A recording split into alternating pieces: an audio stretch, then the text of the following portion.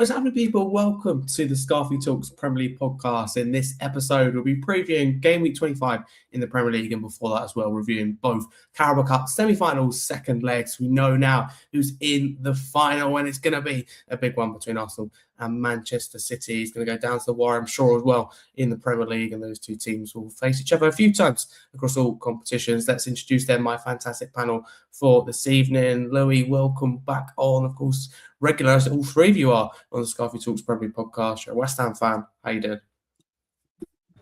I'm good. Must have missed last week. Don't know what happened. We'll completely ignore that game week and put it behind us. I'm looking forward to move to the next one. Love it. You can discuss it if you like. You know, it's up to you. But thank you very much for coming on. Matt, thank you very much. I know that you were at the Emirates in person for the game against Chelsea. How are you feeling after that? I mean, I'm sure there would have been a fair few celebrations. Yeah, look, we got a 4-0 win against Leeds, which was massive. And then we go and play the Carabao Cup semi-final, second leg. We go through to Wembley. So all in all, a very good week for me. Yeah, absolutely. Very good week for yourself and for Arsenal. Thank you for your time. And Cam, as a Tottenham fan, I mean, always a lot to talk about on and off the pitch. The latest being, of course, Romero, calling out the owners for the fifth time since he's joined the club. So I think his feelings are pretty well known. And you're calling out the injury situation 5. I know, it's huge. So many times for a player to call out your owners. It's not just hinting either. It's explicitly being very clear that you're using the word disgrace and things like that. But Cam, how have you been doing? Yeah, I'm doing well, thank you. Obviously, a lot to talk about when it comes to Tottenham, but yeah, it seems like we can't get a win at the moment. I mean, we might as well just play in the Champions League every week. I don't want to play in the Prem no more. But yeah, I'm doing well, thank you. It's not the Premier League game, but we're talking about a Premier League podcast, so we cannot do that. Cam, thank you very much, though, for coming on. Let's talk about the first game being, of course, I said there, review the second leg of the Carabao Cup semi-finals, and the first one we saw on Tuesday night, Arsenal and Chelsea. It was kind of down if you do, down if you don't for Liam Rosina and Chelsea. Stay in the game, stick or twist. What do you do? And across both games, by the way, this one and then City Newcastle, complete opposite approach. So neither working. Let's just say it how it is. This one was Arsenal 1, Chelsea 0 on the night, with Arsenal winning 2-0 on aggregate. Matt, as an Arsenal fan, can I get your thoughts on this game? It was a tight and cagey affair without Chelsea really testing you. Yeah, look, I believe on aggregate it was 4-2 because I think we scored 3 and then they scored 2 at Stamford Bridge. But yeah, look, it was a very boring game for neutrals to watch, unless you're into obviously the tactical element of football, because what Rosina put out, I didn't understand. I mean, I arrived at the stadium and then we saw the lineup and I was like, why is he gone with a 5-back when he needs, to score essentially? I didn't actually mind how Arsenal set up because we didn't need to go there to score. We didn't need to win. We just needed to not concede really. And that we did. And then we got the goal right at the end, which couldn't have been more brilliant than it to be set up by an ex-Chelsea academy player in Declan Rice, and it to be scored by an ex-Chelsea player in Kai Havertz. So, yeah, it's fair to say we got the bragging rights, but it was a very dreary game. I didn't really feel like we were going to lose. I didn't feel like that we were going to concede either. One of them, absolutely. Never felt like a goal was coming, but Chelsea taking huge risks, Louis, at the end and being paid, only paying the price. They had to have a go, but in having a go, they committed numbers, but didn't really put many balls in the box or take many shots. No, they didn't. Again, I think if people have seen Liam Rosini's post-match comments, they'll hear it very well. Hindsight is a wonderful thing. We can sit here and say that it wasn't well planned out. The 5 at the back wasn't the right idea, and obviously in hindsight it wasn't.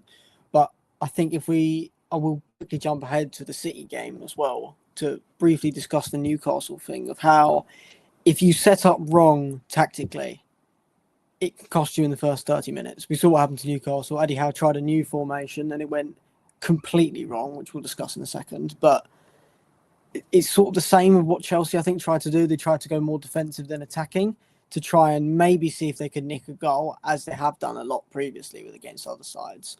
But against Arsenal, it just didn't really look like it was going to happen. So I think overall it was maybe a poor tactical decision, but they needed to be much better attacking to even have any sort of threat. They seem to be dancing around the Arsenal box rather than actually trying to get the ball in, which is a problem I think they're going to need to address for the future. What was really weird as well was they had Liam Delap on the wing.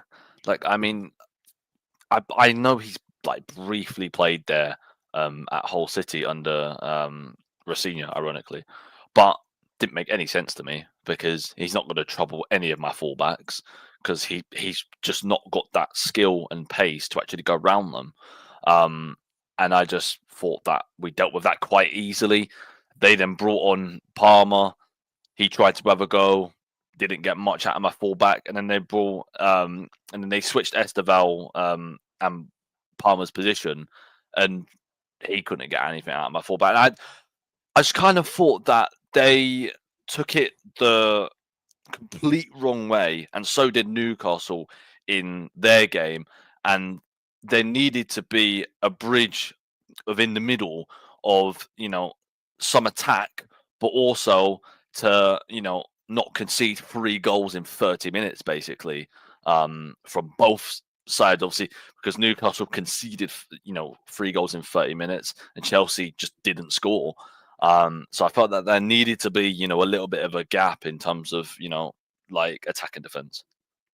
You're right to mention that, absolutely. Couldn't get the balance right for sure. Thank you, Cam. What do you make of the criticism from pundits? Because after that game, I thought, okay, Chelsea didn't have too much to go, but it is what it is. But pundits going really strong, Paul Merson in particular, but also Jamie Redknapp, very strong in their messaging of basically disgrace them, saying the way that, in particular, what Paul Merson was saying, the way that Chelsea set up. But it felt like damned if you do, damned if you don't, because let's be honest, Arsenal are one of the best, if not the best team in the world right now.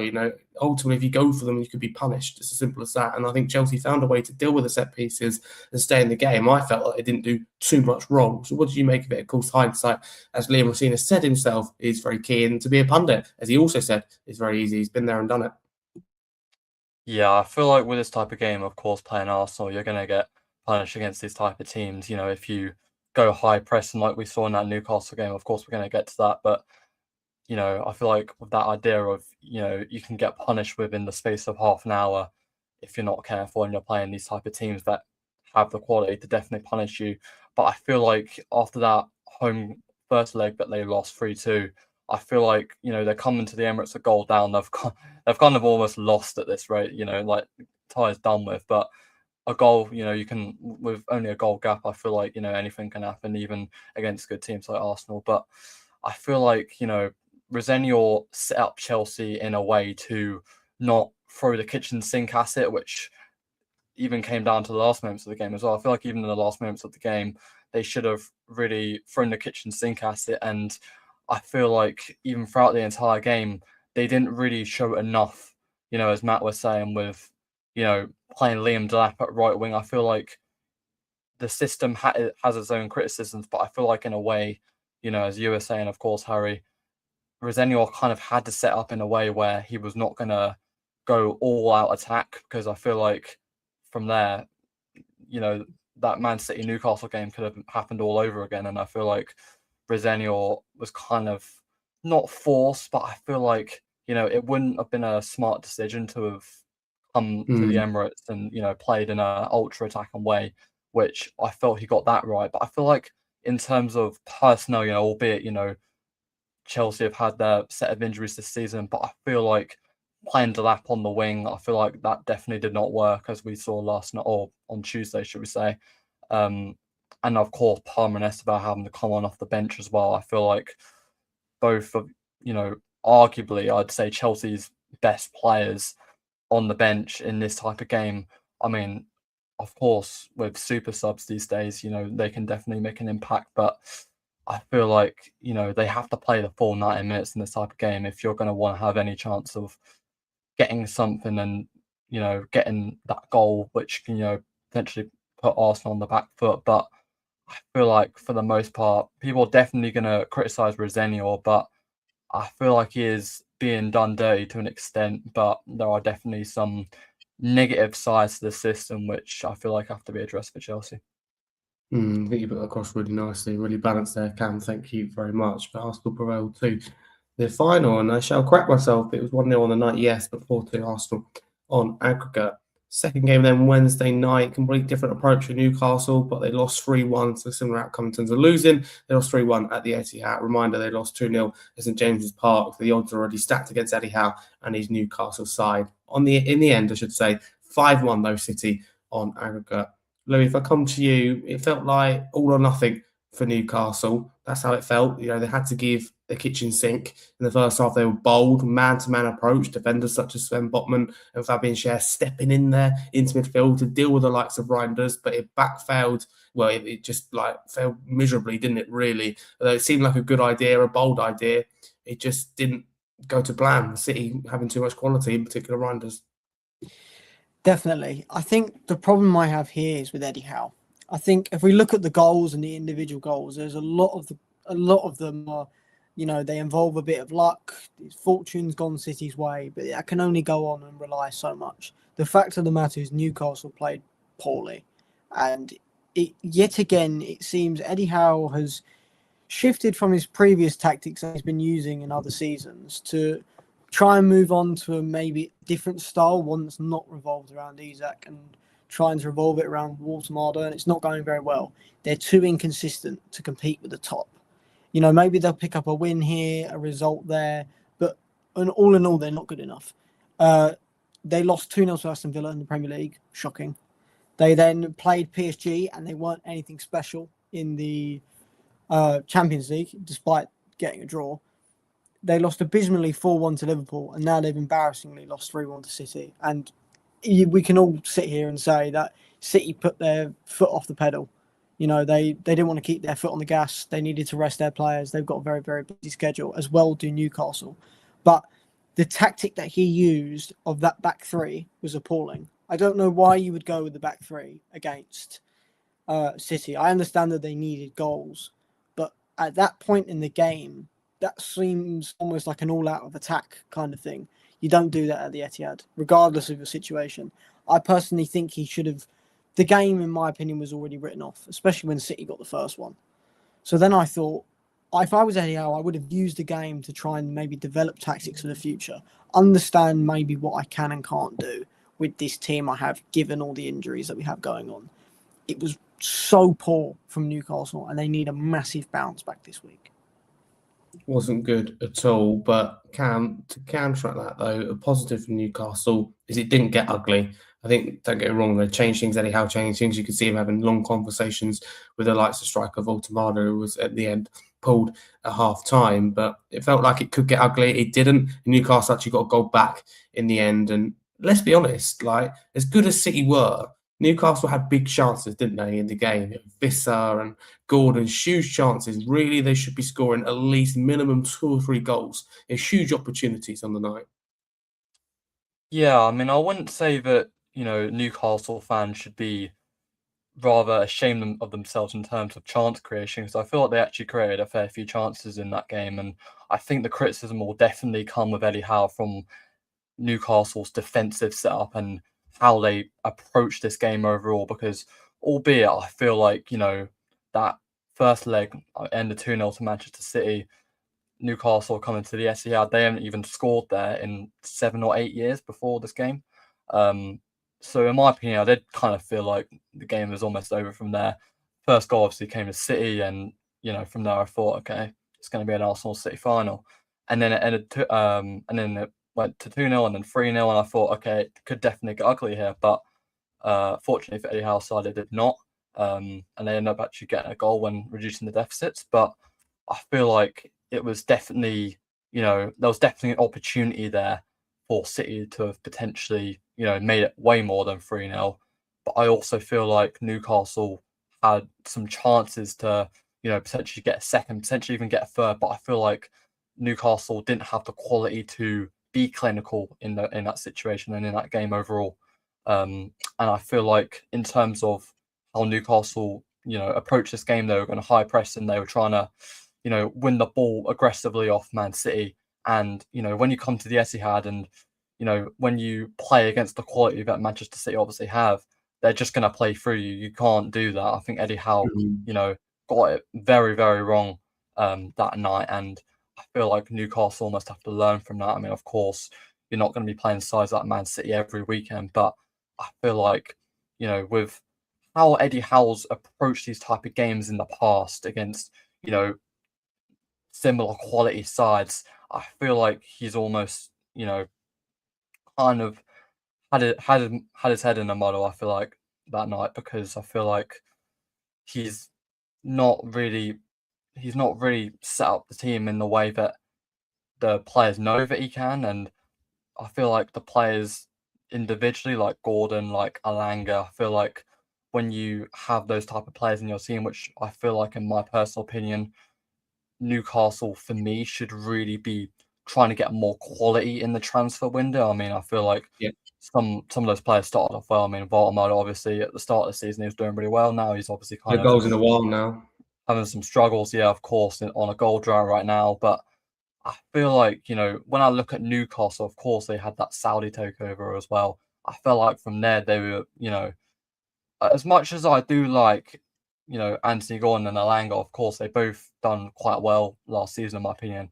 I feel like you can't have, with the money they have as well, I know they're trying to build in their own way, but I feel like you can't have both of those wingers, for me, starting consistently for Newcastle. I mean, of course, you know, Newcastle aren't going to build up and be an amazing team within a few years. Of course, it's still probably going to take time, but I feel like, you know, with the access of funds that they have, I feel like they should, you know, they should have a lot more quality in their squad to do better in Mm. these type of games. And, you know, perhaps with Eddie Howe as well, I feel like Newcastle fans have kind of gotten onto him, and, you know, a lot of fans calling for his head. But yeah, I feel like that's what I've seen on my timeline as well. Of course, on Twitter, a lot of Newcastle fans really unhappy with Yeah. Eddie Howe, and almost as if, you know, he's brought them, you know, to their limit. And, you know, I feel like Eddie Howe's kind of almost taken them, you know, as far as he can. And I feel like, you know, that's what Newcastle fans are feeling. Perhaps they need, you know, that next sort of leader to bring them forward almost. But yeah, I feel like in this game, ended 5-1 City on aggregate.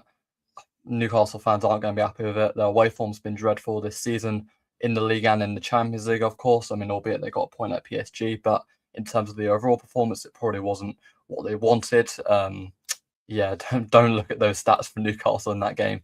But yeah, I feel like it's poor for Newcastle this season, and I've always said it. I feel like they've, you know, they're going below expectations this season, and yeah, I feel like it was very poor result, albeit it was in the cup. You know, there's not going to be any type of goal difference or anything they have to worry about, because, as I said, I feel like the tie was over when it ended 2-0 to City in the first leg. But I think for Newcastle, they just have to be positive that, you know, it didn't end up ugly like it could have been.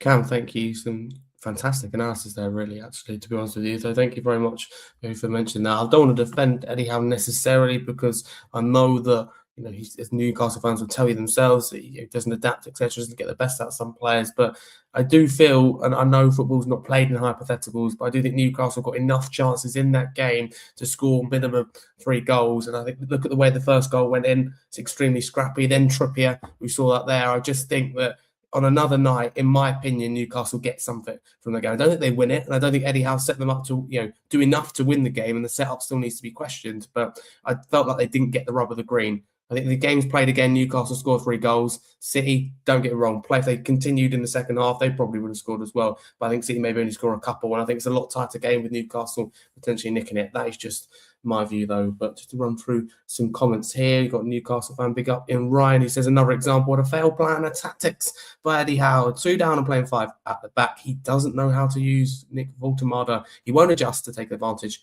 of his qualities. And it looks very evident as well, looking for an outside in. Big up, it says here, I think I said it on the podcast on Tuesday. You did. The Newcastle team isn't good enough to compete in all those competitions. I think you're absolutely spot on, and I said that at the time. Ryan says, and to top it off, we played with no heart and like garbage. I agree with that, with heart as well. And just things that telling Botman to step in, that is where I don't agree with Eddie Howe. But I do think you created enough, definitely. I won't buy it. You didn't create enough to win this game. For me, you go to the Etihad, you create that amount of chances, getting that as many good positions. Alanga should be, I know he scored one, should be scoring a couple. Vissa, he just comes on. That's a huge chance, and he misses it by a huge margin. So Newcastle were awful in front of goal in the positions they got in. Ryan going on to say Eddie Howe has no answers when things turn difficult. Barney chipping in as a Fulham fan saying, from what I've seen in Newcastle, he agrees that a lack of a plan B under pressure, they need to try something new. Ryan goes on to, missed chances are a huge issue. Yeah, big up. A lot of people in the chat now. Big up to Loyal Royal. There's a lot of comments. So Ryan, big up. One of the comments being, he said, and City sat back in the second half, leading us to look more offensive. Yeah, I think that's fair. I do think that even the first half, you created more than enough chances to go in with at least 2 goals at half-time, just in my view. But let's move on to what we're here for. The Gameweek 25 preview now, the Carabao Cup discussion's over. City and Arsenal in the final in March. But Leeds and Nottingham Forest is the first game Friday night, so earlier than planned. We've got both a Friday night and Saturday lunchtime game. Matt, can I kick it off with you? How do you feel about this one? How do you think it could go? Because big game on paper, right? Leeds United lose to you guys. That's why I'm asking you. Last time out in Arsenal, quite badly. They'd be looking for a response. This feels like a big game down the bottom. So give us your thoughts and score prediction at the end of it. Look, I was actually impressed with Leeds for the first 15-20 minutes of the game, and I actually thought that it was going to be a tough game, but they just folded completely, and that's the only word that I can really use is they quite literally folded. But they're at home. Their home record is just very, very good. Yes, they did lose to us, but they are very, very good at home, and I can't see anything but a good Leeds win here. I think they're going to get back on track. I think it will probably be 3-1. 3-1 I'm going to go with. 3-1 Leeds. Okay, thank you very much for that. Louis, I'll come to you. Sean Dyche has been listed as a contender for manager of the month, which was interesting to see him in there. Can he have that same level of success with Forest in this game on the pitch? Because Forest have been okay in the league. They picked up more points recently. I know that you'll be very wary and be watching them a lot, being the situation you're in as a West Ham fan. How do you see this game going? And what do you want as well as a West Ham fan to happen? It feels like you're going to lose out either way, but what's the damage limitation option? As a West Ham fan, I've stopped thinking about games like this because the truth is it doesn't really matter what they do because we need to do our job. But in a game like this, Forest will be disappointed to not get 3 points out last game. Against Crystal Palace, that was a 3-pointer. They should have had that. Obviously, the miraculous save saved Crystal Palace. But really, on another day without that incident, Forest get 3 points. Leeds are tough at home. They are tough at home always. And in fact, in the last 25 times Leeds have played Forest at home in the Premier League, they've scored in all of them. And I think this game is going to be 1-1. I see this game being a 1-1 game because as good as Leeds are, I think Forest always have a goal in them. And I think once they get that goal, they'll keep Leeds quite quiet. That's what Sean Dyche has been good at doing. And it's why Forest are maybe not in a glamorous position because of the table, but I think if they had Sean Dyche at the beginning of the season, not to say he's a man who can work miracles, but if you take away that and stint, the truth is Forest should be nowhere near where they are. They've got a European level squad, which we saw Nuno take them with. So it's not a surprise to see. They even added some reinforcements in January. They've got Ortega in goal this week, likely, as Forest don't have any other goalkeepers. So again, they've made loads of fantastic signings, and I don't see them in this relegation battle. It is a 6-pointer on paper, but I think in reality, it's not really. No, that's the thing. Reality and context is important, Louis. I find it hard to disagree with you there. Thank you very much. I'm going to get your score prediction for this game. First game of Game Week 25. What do you reckon? If you can hear us. No, Cam. I'm on mute. Sorry. You're good. Yeah. This one feels like a draw for me. I think, as Louis was saying, I think this one's got a draw written all over. I mean, albeit, I think, in my personal opinion, I think it will help West Ham with a draw. But I feel like West Ham have to do their own job. I mean, they've got Burnley away this weekend. It's definitely a winnable one, but I think with how West Ham have done things this season, gave Wolves their first win in in the Premier League this season. This got a draw all over it for me. I don't think it'll be 1-1, but I think it'll be a high scoring draw. I'll go 2-2 because I feel like Forest got that attacking quality about them, but I feel like Leeds have also got that fight, especially at home as well, to at least get a point out of this one. Thank you very much, Cam, for that. Appreciate that there.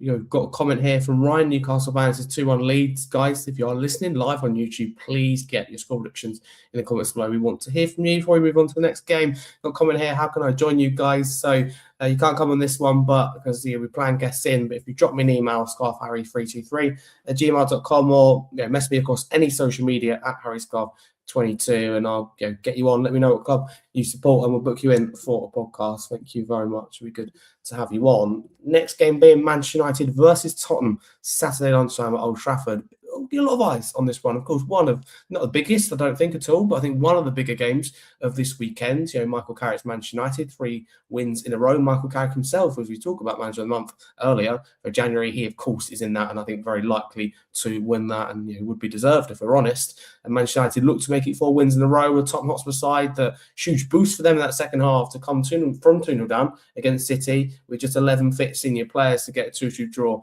is quite impressive. And things were nasty as well and toxic at half time. And after that first half, Tottenham managing to turn it round. Cam, of course, as a Spurs fan, I'll start with you in this game. How do you feel about this one? And if you wrap it up as well with your score prediction.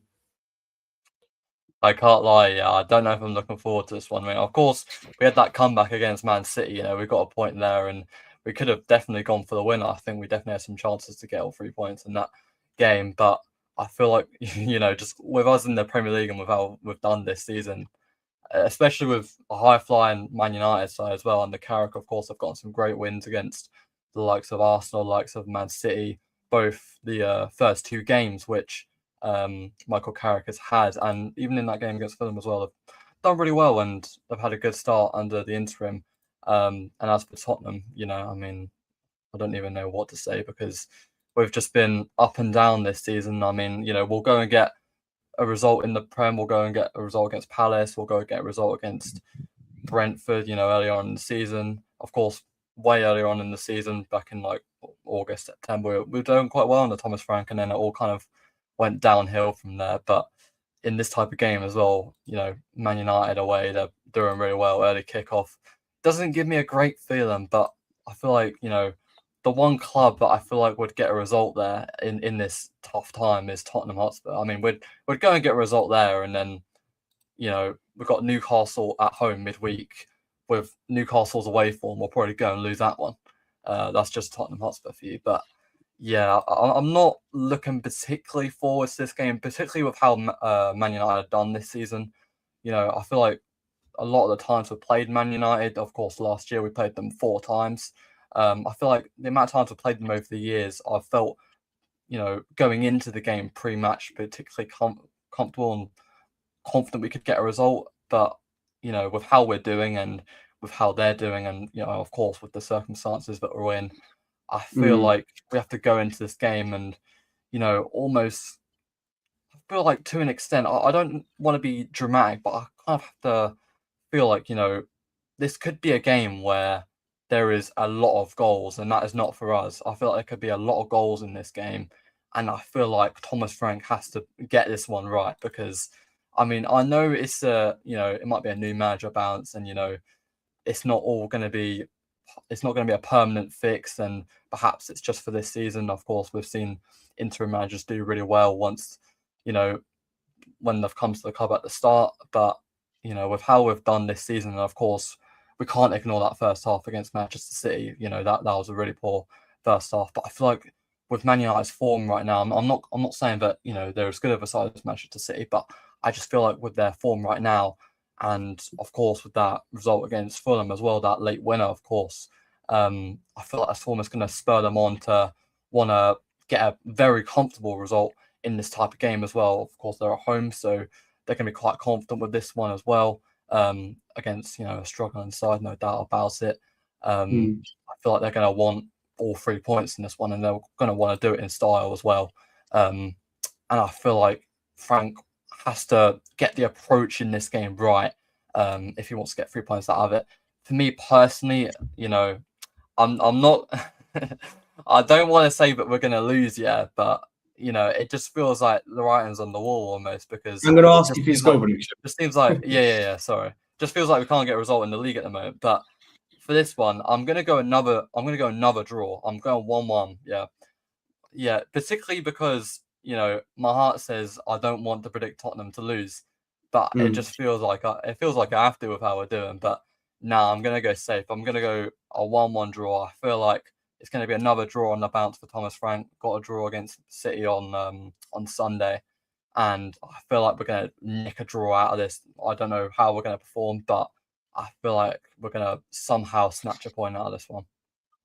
Okay, thank you very much. We'll move on to the rest of the panel. A few comments here. So United fans, these says Spurs have a good record against United. It's very true. In the last 6, I think Spurs have won. I think 5 of them, if I'm not mistaken. He says he expects his Man United side to win comfortably. Big up Z for coming in and leaving a comment. He says 4-1 to Manchester United. Fair play back in his side. That is my prediction as well. There we go. And the reason why I've gone with that scoreline is actually more internal stuff with Tottenham, and I'm thinking it's going to play a part on the pitch with the Romero statement. He clearly is very unhappy. Not the first one this year.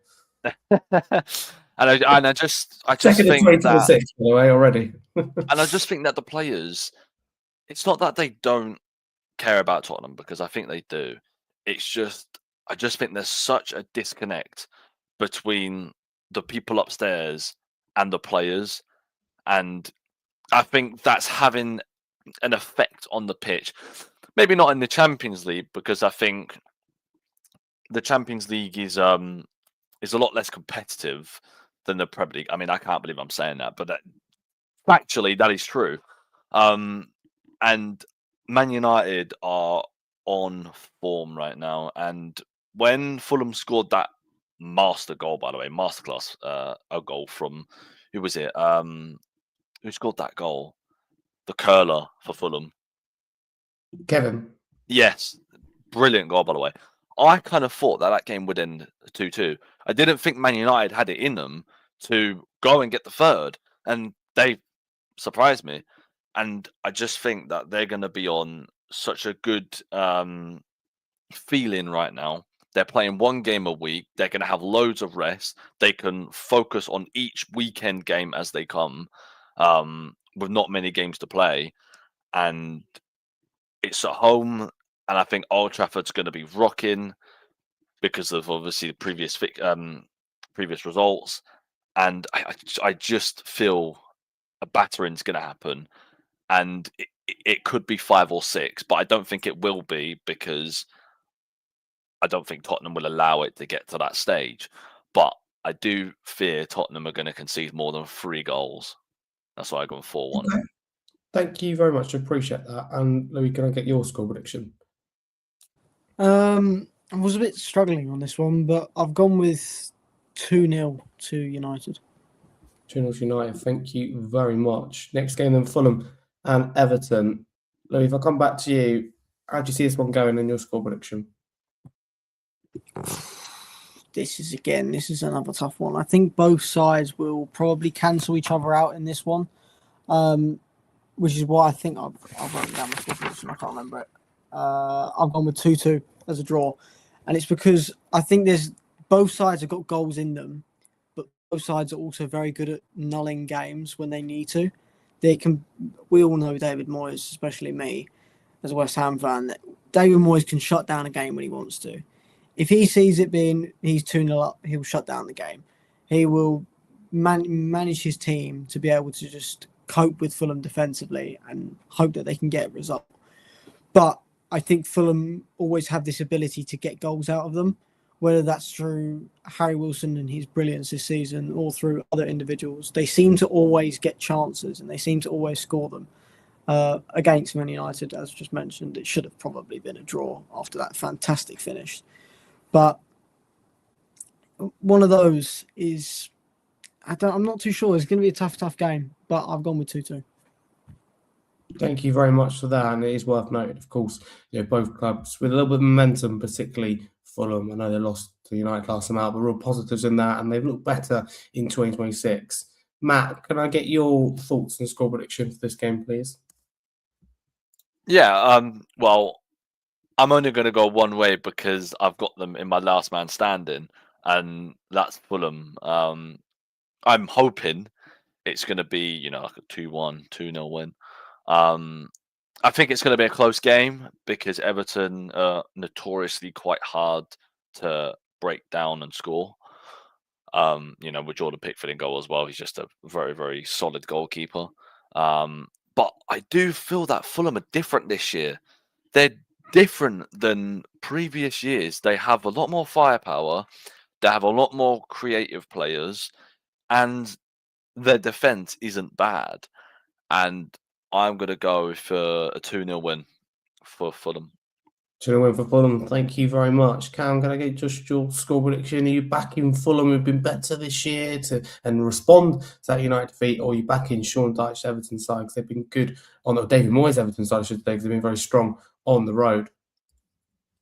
Yeah, I think if you look at the two sides just playing each other in general, I think you would say that it's going to be an even-sided affair. But of course, with context, got to look at Fulham this season, and they've been very good, especially at home as well.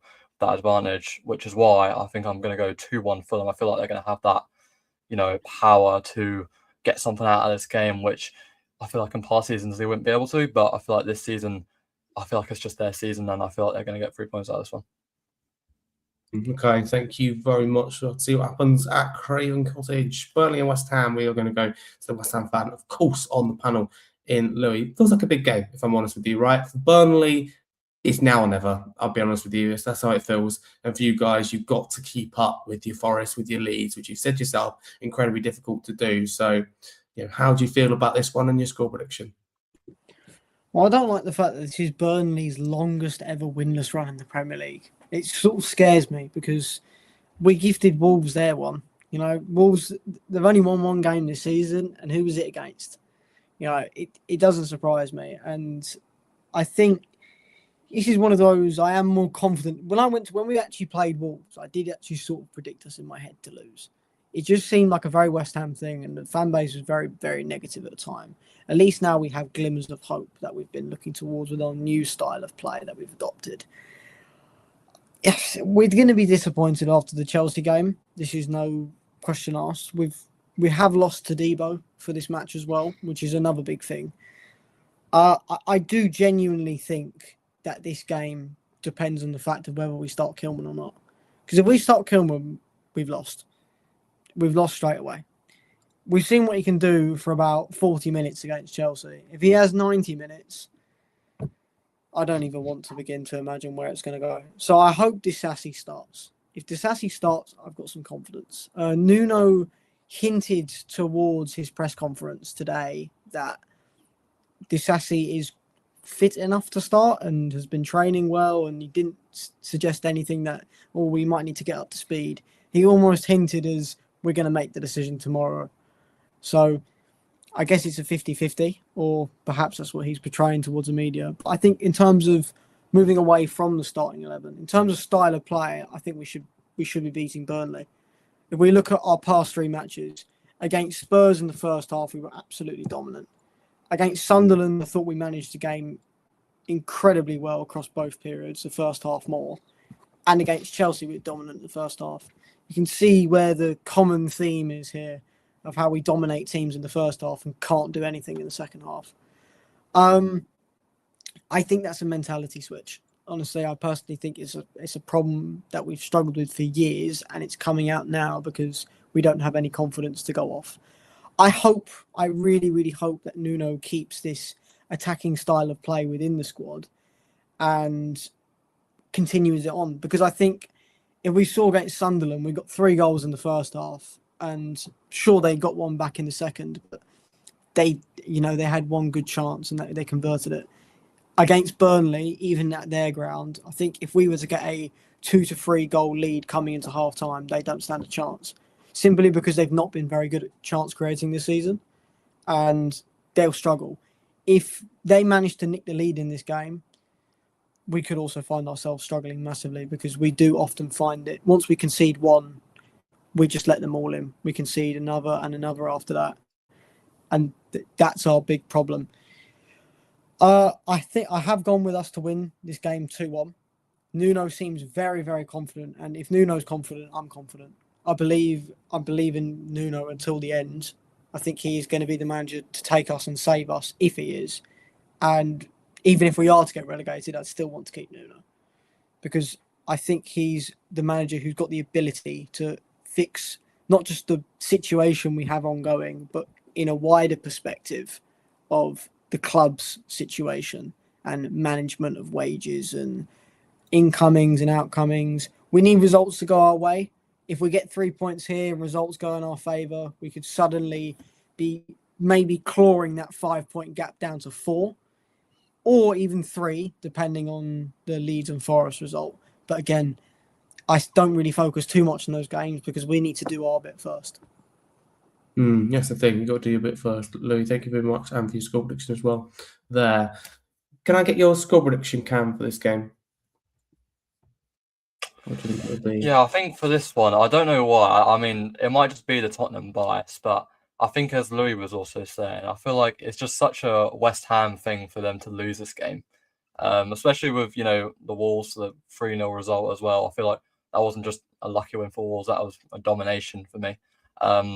And I mean, sorry, Louis, but I'm going 2-1 Burnley. I don't know why, but I just feel like they're going to get 3 points out of this. I mean, I just have that slight feeling that it might spur them on to potentially, get further positive results and, potentially even help them to have a more positive of a season, because their form's not been amazing right now. But I think both sides will look at this and, feel it's definitely winnable. But I feel like Burnley are going to get 3 points out of this one. Thank you, Cam, for that. In my opinion, it feels like Burnley are down and out. Not necessarily where they are in the table, that's one thing, but you listen to Scott Parker after that defeat against Sunderland, and for me, that's someone that's accepting the reality of the situation, accepting that the Championship is the likely destination. But boy, would that change quite a bit if Burnley get this, win this, because of course it's not just the 3 points; it's the fact they get closer to West Ham. They get closer to the teams above them. A, but B, Burnley just don't win. It's been a long time since they won, so you imagine what a win could do potentially for momentum. Matt, can I get your score prediction before we move on to your club, Arsenal? I don't want to say this because of Louis, but this should be a straightforward West Ham win because of the performances that I've seen, even against Chelsea. It was still very good. And you have been getting points over the past couple of weeks. Sorry. So if I was a West Ham fan, I would feel confident heading into this game.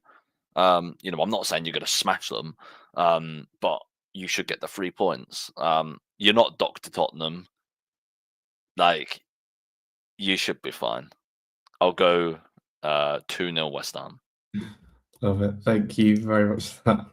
Not Dr. Tottenham, that's great. So Arsenal and Sunderland, if I stick with you, Matt, for that one, what do you think will be the outcome? And please do give us your thoughts as well.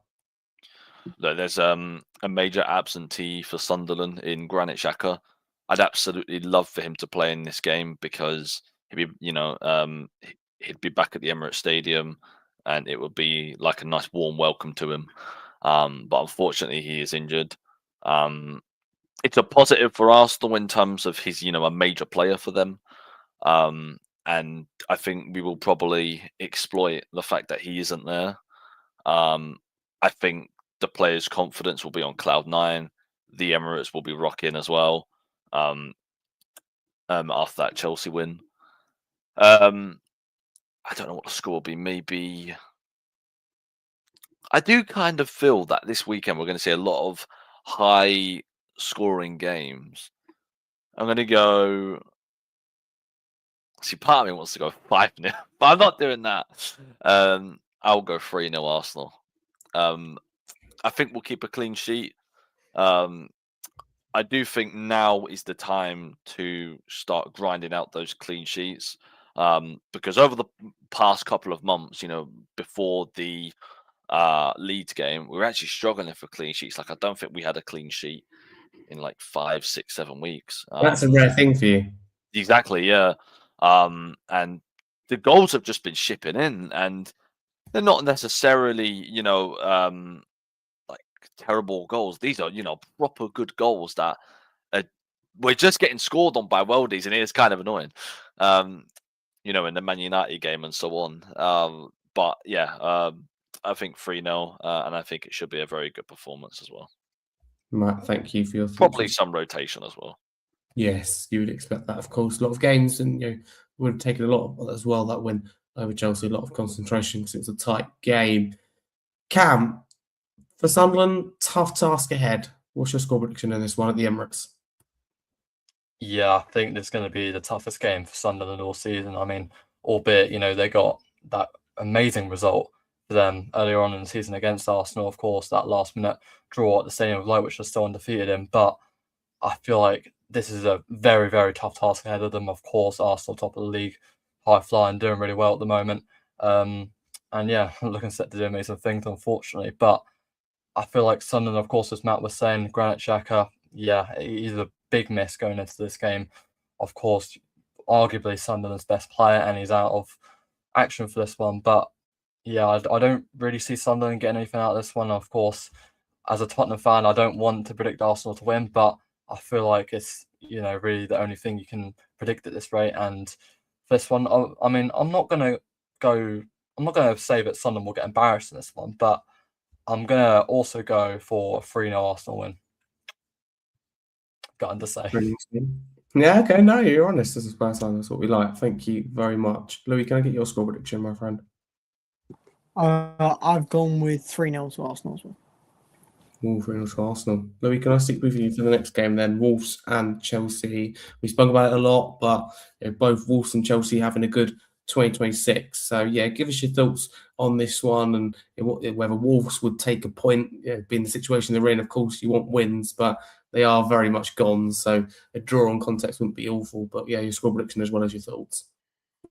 This again is one of those where we talk about Wolves each week, and the truth is the situation's the same. They're not going to stay up this season, and that's something that they have to face and try and just go on with the rest of the season and try to show the fans enjoyment and actually money's worth for their season tickets. I think this has to be a Chelsea win. I've predicted Chelsea to win 2-0. Rosenior is unbeaten in the Premier League so far. Obviously, short amount of games, nothing too special. And against Wolves, he needs to be winning these kind of games. Sometimes the worst opponent is the easiest. People say is the easiest games, and it ends up being the hardest. But given Wolves this season, I do suspect that it probably will be a very, very easy game for Chelsea. But knowing the way Rosenior plays, it won't be anything where they dominate a team. It won't be we won't see a 5 or 6-0 to Chelsea. We'll see something more controlled and probably quite a rotated squad. They've got quite a few fixtures coming up, I do believe. Wolves have got capabilities of getting a goal in them. But again, I think this will just be a Chelsea win. So I've gone with 2-0 Chelsea. 2-0 Chelsea to kick us off. Thank you very much. Cam, can I get your score? Are you also going to back the Blues and Liam Rosenior to respond to that defeat against Arsenal in the Carabao Cup? Yeah, I don't see anything less than the Chelsea win. I think I'm going to go, not a battering, but I'm going to go a comfortable 2-0 win for Chelsea in this one. Cam, thank you very much. Matt, are you also going to back Chelsea? Score prediction? Yeah, and I'm going to go the same scoreline as everyone else, which is 2-0. Wolves, they've literally sold 2 of their players just now. So they're clearly getting ready for relegation. Yeah, they sold that.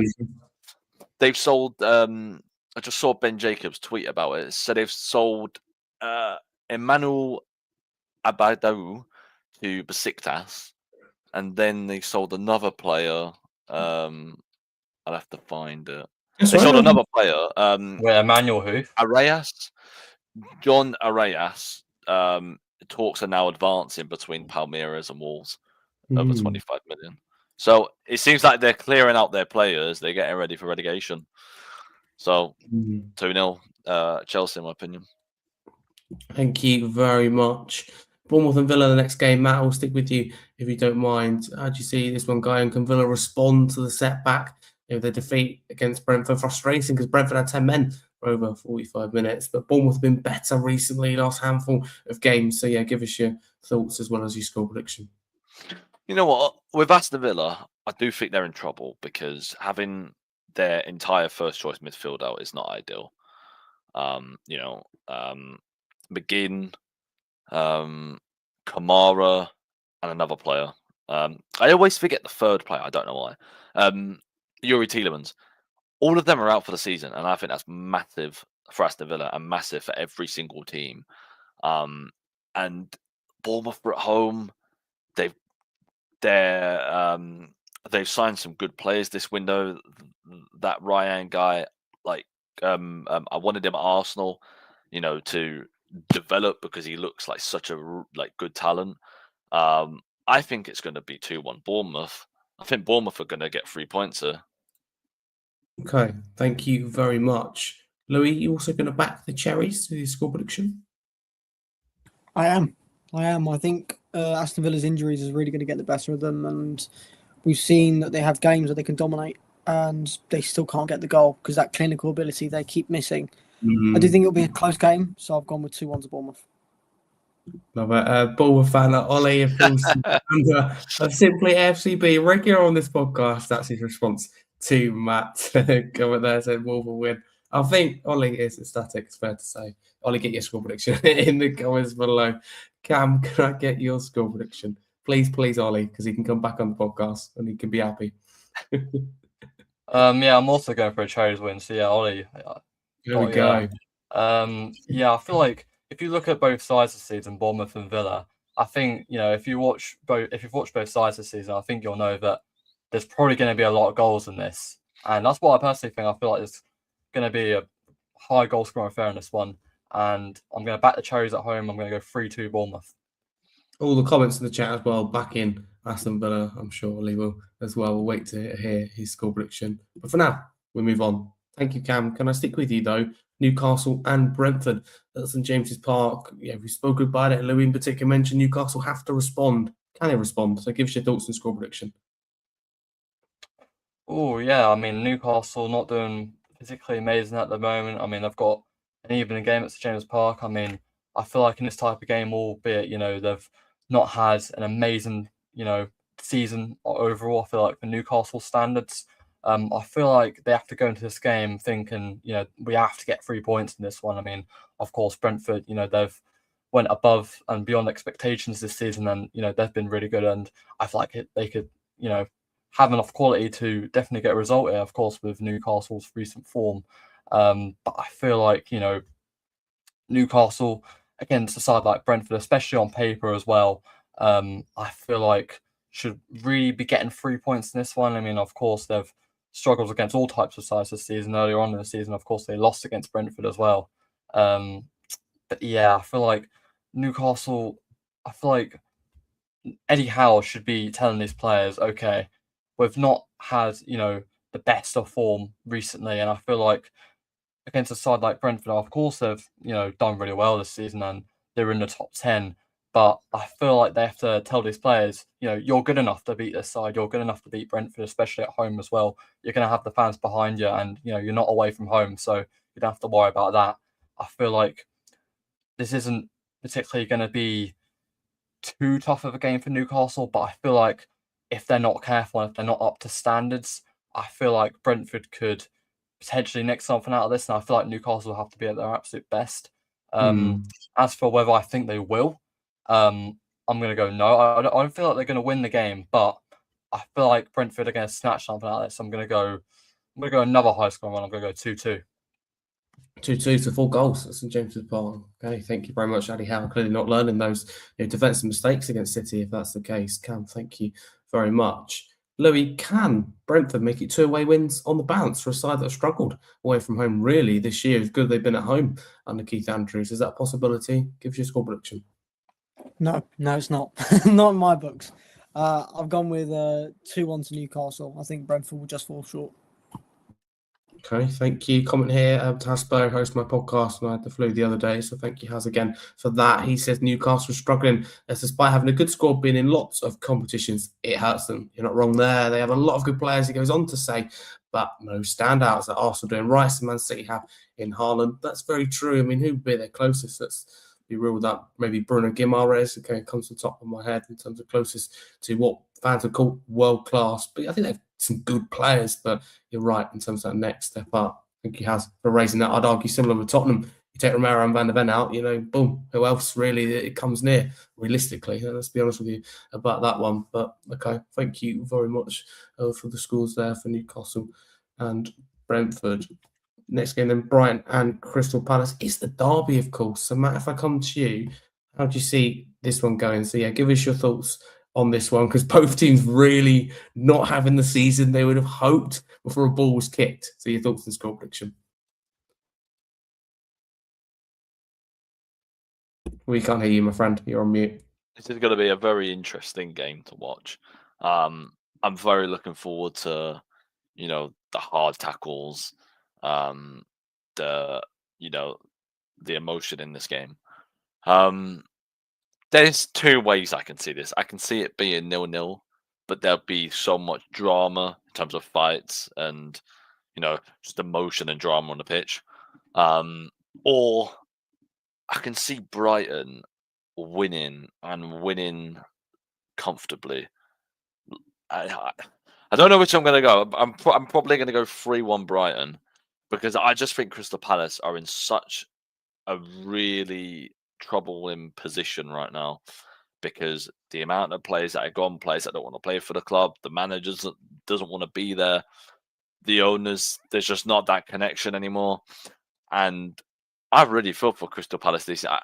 I don't think they're going to go down, but it's a good possibility that they could. It's a definitely possibility. It's something that has to be considered. All that you say about Palace, Tottenham's still behind Palace, by the way. So it doesn't give an idea how much they struggled in the league. But you're right with Palace is a sinking ship at the moment. Cam, can I get your score prediction in this game? Which one are you going to back? It means a lot to both teams. Yeah, I think as Matt was saying, I feel like this game's going to have a lot in it in terms of potential, fights and, all types of drama, perhaps, when the ball isn't being played. But yeah, I'm going to go down that route, and, I was thinking it.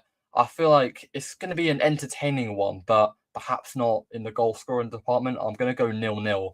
But I do feel like this is going to be a perhaps, entertaining affair. But I don't see any goals in this one. I mean, I know Palace have been struggling a lot, and they're winless in quite a while. But Brighton have also had their struggles as well, and perhaps not been as amazing as they thought that they potentially would have done this season. Which is why I'm going to go for a 0-0 draw. Okay, I'd love to know a stat because I've got no idea. But whenever I've watched this game, it always seems to be a draw. Whenever I watch, and that be at the Amex or Palace at home, it's just always 0-0, 1-1, 2-2. Every single game that I watch between them, to the point where I now go, well, it's a point of peace in this one. I'd love to know when the last time one of them won. It's probably a lot sooner than I thought. So yeah, someone that's listening, by all means, check that out, or anyone on the panel. Louis, can I come to you to get your score prediction in this one? Yeah, I think Palace made some great signings over, well, maybe not great value for money wise, but they did make some good quality signings. And I don't think they'll come into full effect just of yet. I've gone 2-0 Brighton. Okay, thank you very much, 2-0 Brighton. You're back in that, so not going for the custom draw. Big game then to end. We've got big ones to start, big one down the bottom, and of course, Man United, Tottenham, Saturday lunchtime. It's a big one to end, though, at Anfield, Liverpool, and Man City. I'd argue that both clubs would have hoped to be in a better position, of course, particularly Liverpool, who are the home side, and Anfield doesn't feel quite as much of an advantage as it used to be. I want to get a couple of your thoughts on this one. Matt, I'll come to you. Give us your thoughts, as well as your score prediction, because it's a huge game this at Anfield. It's a big one for City. Their title race is a big one for you, Arsenal, along with all Arsenal supporters. All eyes on this one. Yeah, I'm sure you'll be rooting on Liverpool, but Liverpool as well. They won Champions League. This is the type of game where they'll be needing to get back to their old ways at Anfield. Yeah. Look, I watched the Tottenham and the Man City game, and City went 2-0 up, and I thought that this could be a hiding. This could be 6, 7, or 8 because of how just shocking Tottenham have been in the Premier League. But if you go to the second half, I don't know what happened to City, but they just couldn't play football anymore. They just couldn't shoot. And I was a bit surprised by that. And I think Liverpool are going to do us a favour, but they're also going to do themselves a favour. And I think not only are they going to get a point, I think they're going to get all 3 points, because it being at Anfield, I think that if Liverpool win this game, they know that they could push for second place. Because if you look at the Premier League table, they are maybe not. Probably should have said that. Maybe not second place, but they can definitely push for Champions League spot. Because they're not far behind Man United. You know, they're only 2 points off Man United, and if they win, they'll only be 3 points off Aston Villa. And I do think this game is absolutely massive for both teams. But with the injuries with Man City have got in the back line, yes, they've got Mark Gahey, but I just think that Liverpool they're playing well, and they're winning. And I just think that it will be a 2-1 win, and I think Mo Salah scoring the winner late on. Oh, we call it Salah's struggling of late, of course, but that'd be huge for him and Liverpool. We'll run through the comments because it's a big game. I want to hear from you. Hotspur saying Liverpool 2, City 3. We've got 5 goals at Anfield. That will be a tasty one for sure. Ryan back in C 2-1. Regular here, of course. Ollie says big game. This make or break for Liverpool. Man City have to win. He thinks it'll be 2-2. Barney with a longer response saying Liverpool been disappointing for me. Man City, massive game for them. I just see more goals from City in this one than Liverpool. Entertaining game. He says 2-1 to City. Ollie from AFCB, Bournemouth, right, pointing out that City can't seem to get many wins at Anfield, which is so true. And 2-2 between Liverpool and City, according to a Spurs fan in Surreal. Thank you for your comment there. Cam, give us your brief thoughts and your score prediction for this game, because there's a lot of eyes on this one. It means a lot. The battle for European places, the battle for the title, it affects a lot of clubs. Chelsea, Man United, Arsenal, all in different ways have their eyes on this one, as well as just being a good game for the neutral. So your thoughts and score prediction. Yeah, I feel like, as a couple of people were saying, I think, City can't seem to get many results at Anfield. And of course, this season at Anfield, a lot of teams are going there and, getting 3 points, snatching a point. It's not exactly the fortress that Liverpool want it to be. But in this type of game, I feel like there's 2 wins on the bounce for Liverpool in the Champions League and in the Premier League, of course, 10 goals each in both of those games, which is crazy to hear because Liverpool perhaps not had the best of seasons. But I feel like as well, I feel like with the momentum that Manchester City have, of course, with that game against Newcastle and their form and, recent time, I feel like in this game, I feel that's actually not going to kick in. I feel like City are not, I feel they're going to drop points, but I also feel like Liverpool, to an extent, are not going to do themselves that big of a favour. And I feel like both sides are going to cancel each other out. And I feel like it's going to be another high goal scoring game, which I feel like, as Matt was saying, it's going to be a high goal scoring weekend. And this one, I'm going to end it off with a 2-2. Okay, thank you very much. There you go. Big goals there, big game as well. Louis, give us your score prediction to end. Yeah, I know we are quite short on time, but I just think that that Liverpool's Anfield isn't Anfield of what it currently is this season. And I think City will snatch the win. So I've gone 2-1 City. Beating City to win. Love it.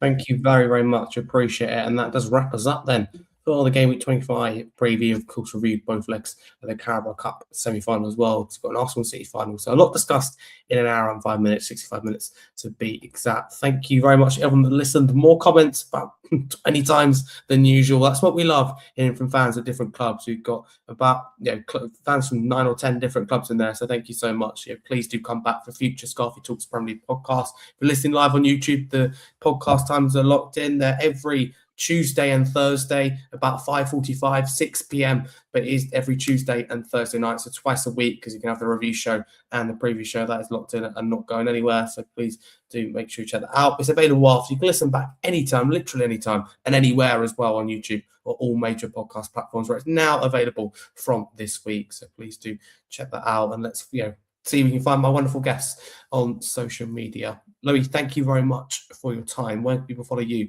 on socials? Of course, you're on here pretty much every week, which is great. Very glad to have you. Enjoyed it as always. Good weekend. I'll be looking forward to seeing what goes on. And it's the same X's on the handle of Louis Van. Great stuff. Again, to remind, a big reason for this podcast is you should be able to have fans of different clubs that have a sensible conversation. X is not a good advert from that, even though all of us are on X. X is not an advert for a sensible conversation. I mean, I try and put across a point about Thomas Frank, and you get things told like you're AI or you're not real, you're this, you're that, and some of the things I get told are very interesting along with us all. Louis, thank you so much for coming on. But this podcast is all about having sensible conversations. Of course, you need debates. Of course, you need banter along the way. But we shouldn't be shouting each other down. Fans love to do. And by the way, mostly fans of the same club. That's what's most baffling. Matt, thank you very much for coming on and stirring it. Where do people follow you on social media? Yeah, look, I absolutely love coming on here. My handle is, well, it was there. It is AFC Matex with 2 X's on the end. Great stuff. On X. Fantastic. Please follow Matt as well. Louis, thank you so much. And Cam, thank you very much. Please plug your socials and your brand new shiny YouTube channel. Yeah, I've enjoyed being on there as always, Harry. Yeah, of course, X page there, somewhere in the blue box, HFC_Cam. And of course, my YouTube channel as well, Cam Talks Football, my new YouTube channel. I still need to post a video. I still need to post my content. Yeah, I've edited it. I just need to post it now. I need to be reminded to do that. But yeah, got a YouTube channel there. That's my X link in my bio, so make sure to go to my X page and follow as well. But yeah, thanks for having me on. No worries. Thank you. Have a fantastic morning, evening, afternoon, night, wherever you're listening. Thank you very much. I wish your club all the best in Game Week 25. Please do come back. Thank you so much and have a good rest of your day.